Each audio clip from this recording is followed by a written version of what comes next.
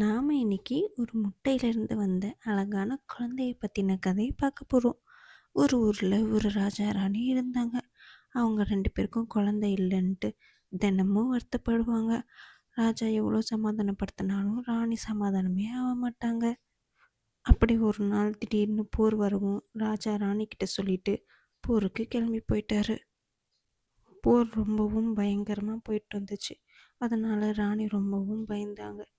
எப்பயும் போல் அன்றைக்கும் அவங்களோட கார்டனில் அவங்க குழந்தை இல்லாததையும் ராஜாவை பற்றியும் நினச்சிட்டு வருத்தப்பட்டுட்டு உட்காந்துட்டு இருந்தாங்க. அப்போது திடீர்னு அங்கே ஒரு பாட்டி வந்தாங்க. ராணிக்கு அவங்க எப்படி வந்தாங்கன்னே தெரியல. ஆனால் ராணி மனசில் இருக்க கவலையை பற்றி அந்த பாட்டி கரெக்டாக சொன்னாங்க. உடனே அந்த பாட்டி தன்னோட ட்ரெஸ்ஸுலேருந்து ஒரு குட்டி சுருக்கு பை எடுத்தாங்க.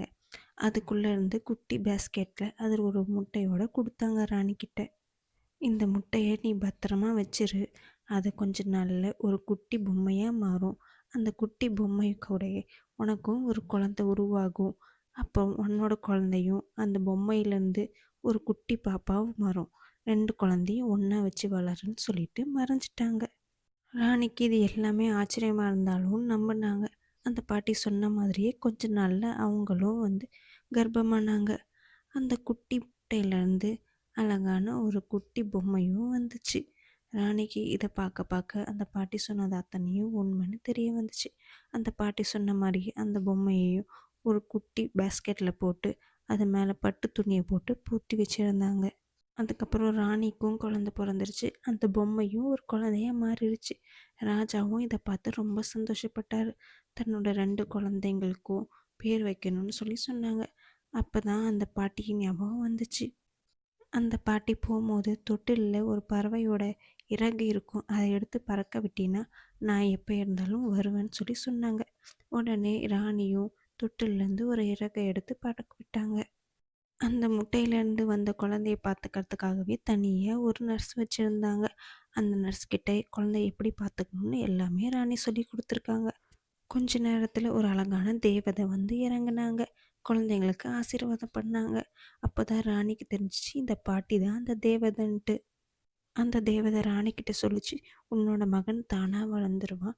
ஆனால் இந்த முட்டையிலேருந்து வந்த பெண் குழந்தைய பத்திரமா பார்த்துக்கணும். அந்த பொண்ணு பிறக்கும்போது இருந்த முட்டை ஓடையும் அந்த பொண்ணு வாழ்நாள் ஃபுல்லாக பத்திரமா வச்சுக்கணும்னு சொல்லி சொன்னாங்க.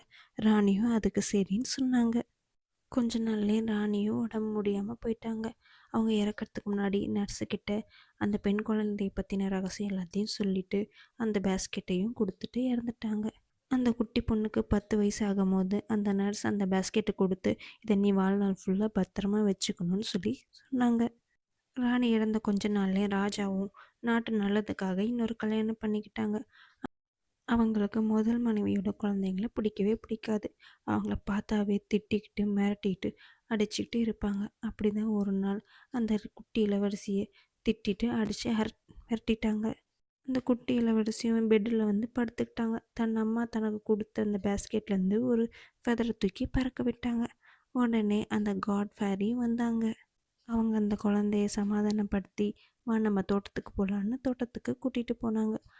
நடந்தது எல்லாத்தையும் சொல்லி அவள் இந்த பேஸ்கெட்டை பத்திரமா வச்சுக்கணும்னு சொல்லி சொன்னாங்க. அவளும் சரின்னு சொன்னான். அதுக்கப்புறம் கொஞ்ச நாளில் அவள் பெருசாக வளர்ந்து அழகான இளவரசி ஆகிட்டா. திடீர்னு கொஞ்ச நாளில் பக்கத்து நாட்டோட போர் நடக்க ஆரம்பிச்சிருச்சு. நாட்டில் நடந்த போர்னால சாப்பாடே எங்கேயுமே இல்லாமல் போச்சு. இளவரசியும் ரொம்ப நாள் சாப்பிடாம பசியோடு இருந்தாங்க.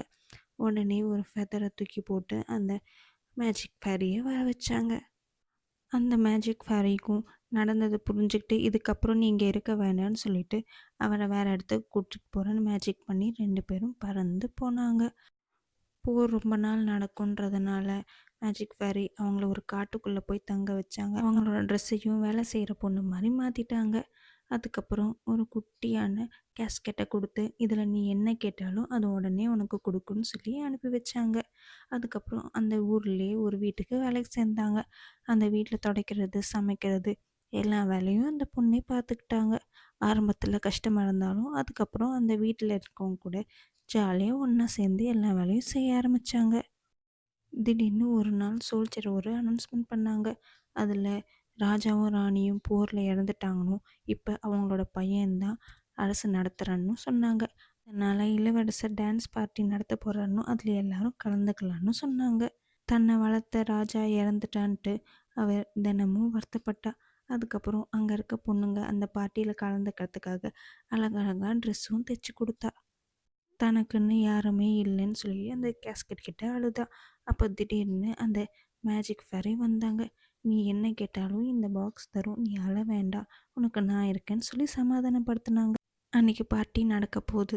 அந்த வீட்டு பொண்ணுங்க எல்லாரும் சேர்ந்து அந்த பார்ட்டிக்கு கிளம்புனாங்க. இவளுக்கு போட்டுக்கிறதுக்கு ட்ரெஸ்ஸும் இல்லை, தன்னை பார்த்துக்கிறதுக்கும் யாரும் இல்லைன்னு அழுதுகிட்டே இருந்தா. அப்போ தான் அந்த கேஸ்கட் ஞாபகம் வந்துச்சு.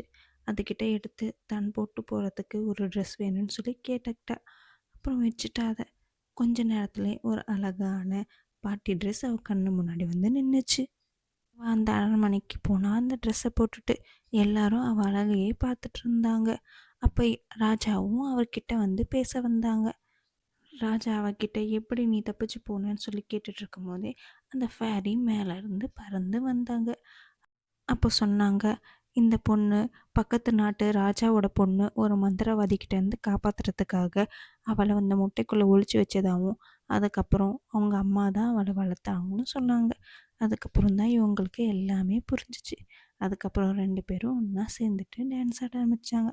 அதுக்கப்புறம் 2 பேரும் சந்தோஷமாக வாழ்க்கை தொடங்கினாங்க. அவ்வளோதான். கதை நல்லா இருந்துச்சா? மீ மீந்திக்கு தூங்கலாமா? Good night.